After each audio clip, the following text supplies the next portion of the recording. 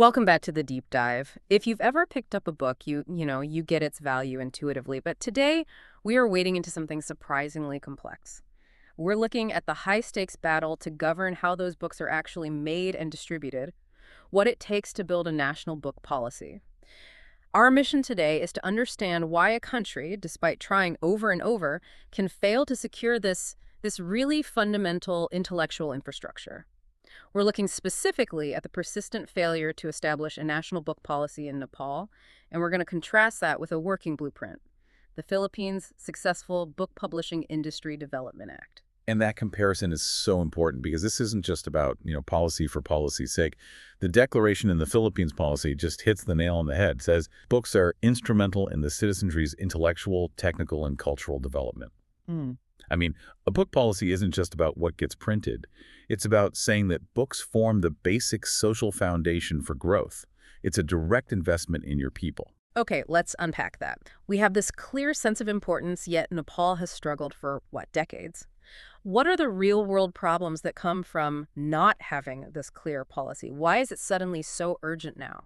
Well, the policy vacuum is causing, frankly, market chaos. It leads to huge financial loss and a real drop in education quality. Stakeholders are reporting a system it's riddled with haphazard publishing, unethically priced guidebooks, and just a total lack of systematization.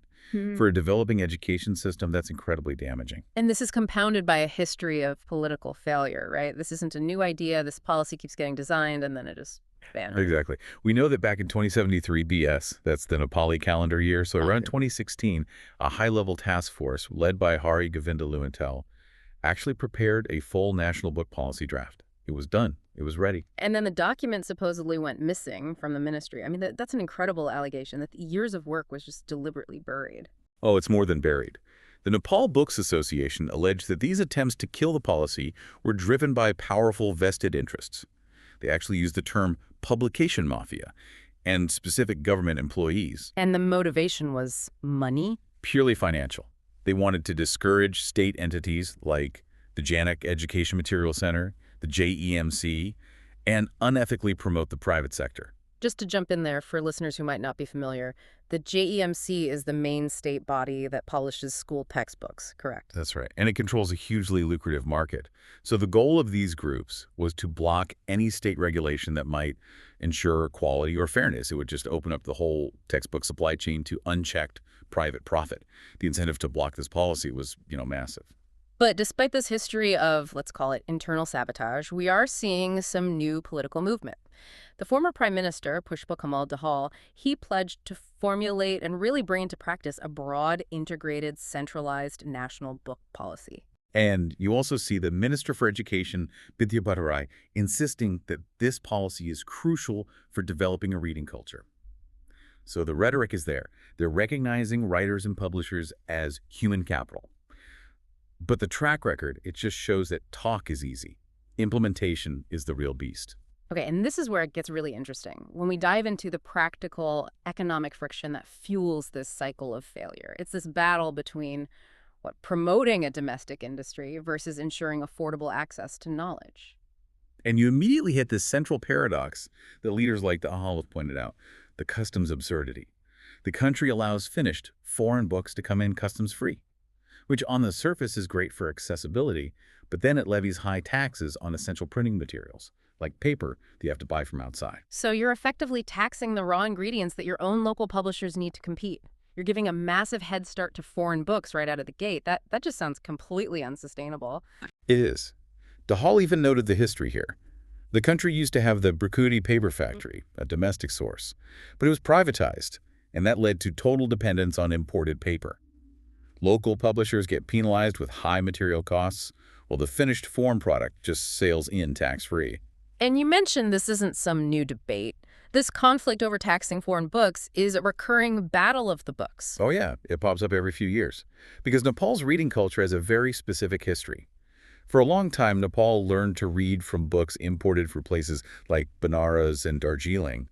This deep reliance on imported material is sometimes called print capitalism. Can we pause on that term? What exactly does print capitalism mean in this context? It means that the whole culture of reading, the intellectual discourse, the educational resources, It all developed dependent on external printing and distribution networks. So today's calls for protectionism, for promoting purely domestic publishing, it feels almost historically unnatural. And it's incredibly difficult to implement without causing massive disruption. And the state has tried to intervene to promote that domestic industry with tariffs Yeah. repeatedly.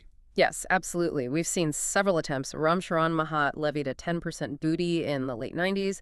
Madhukar S. Rana put on 5% in the mid-2000s.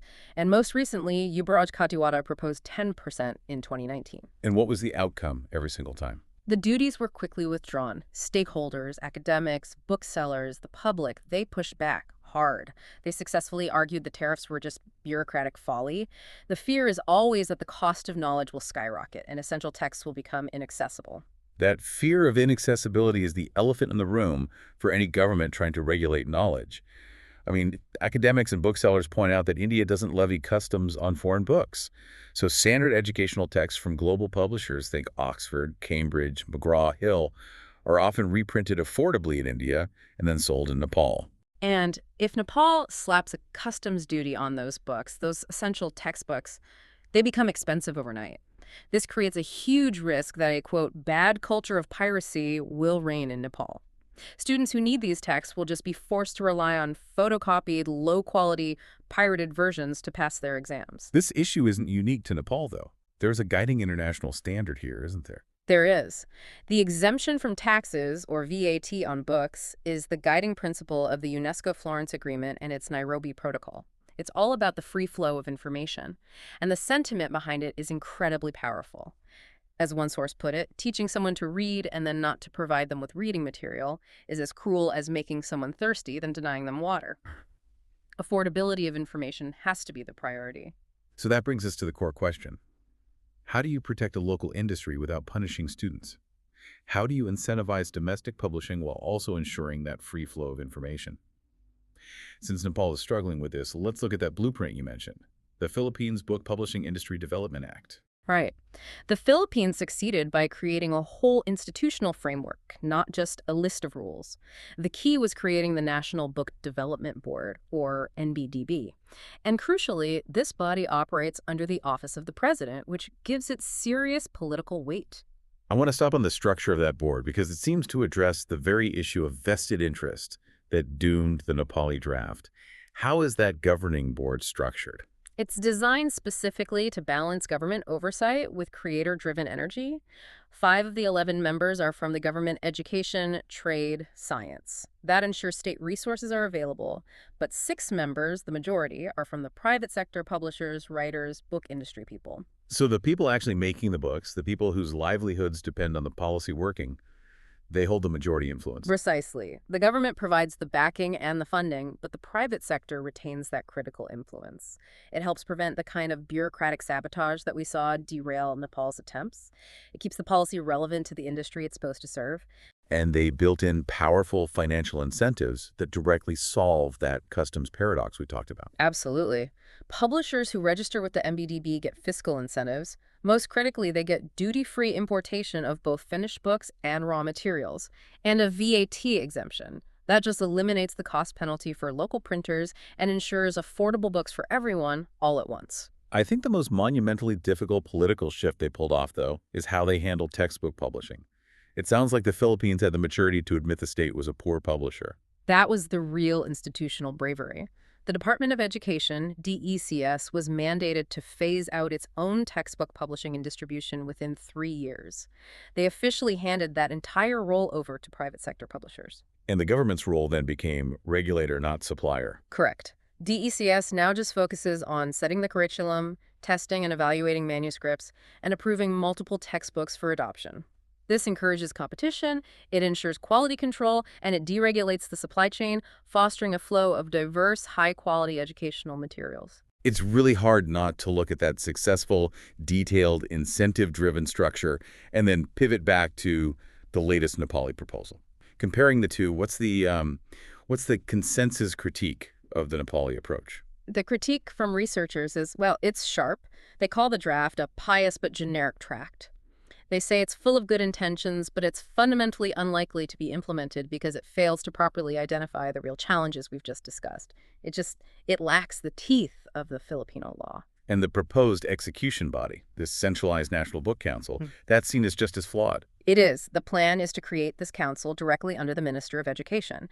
And critics argue that's too centralized. It's too far from the creators of book contents to be of any real consequence. The fear is it just becomes another ineffective bureaucratic body. So if a big centralized council isn't the answer, what is the proposed alternative for supporting book creation, especially for academic or specialized books? The alternative is decentralization. Instead of funneling money through some high-level council, you support book creation through institutions that are closer to the creators. For instance, provide writing fellowships through universities or disperse grants through an existing body like a social science research council.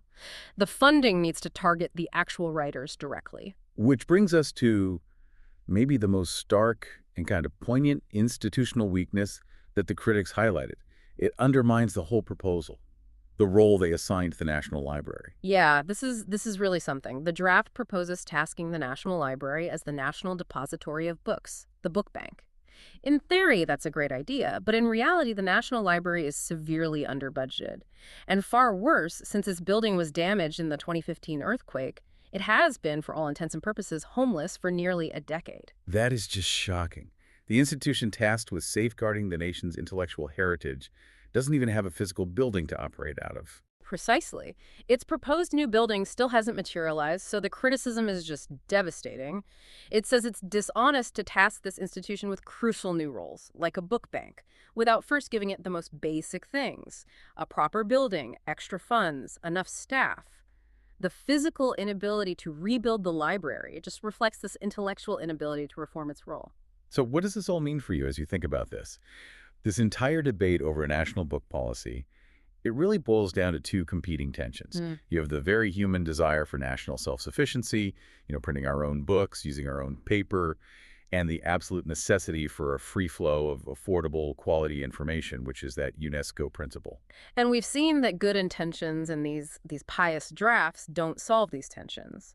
A successful policy, like in the Philippines, requires detailed structure, real political will to shift roles, and clear financial incentives. And critically, it requires robust, well-funded institutions that can actually execute the policy. Nepal's failure really rests on political paralysis and fundamental institutional neglect of its knowledge infrastructure. And if we look at that neglect, the National Library being homeless for nearly a decade, while other national symbols have been rebuilt, it raises a pretty profound final question for you to mull over. If a nation prioritizes rebuilding cultural landmarks, like the Darahara Tower, which are symbols of historical identity, over the physical building for its national library, which houses the foundation of its intellectual future, what does that choice tell us? What does it tell us about how that country fundamentally values its cultural symbols versus its intellectual infrastructure? Because the policy for books is, in the end, truly the policy for the nation's mind.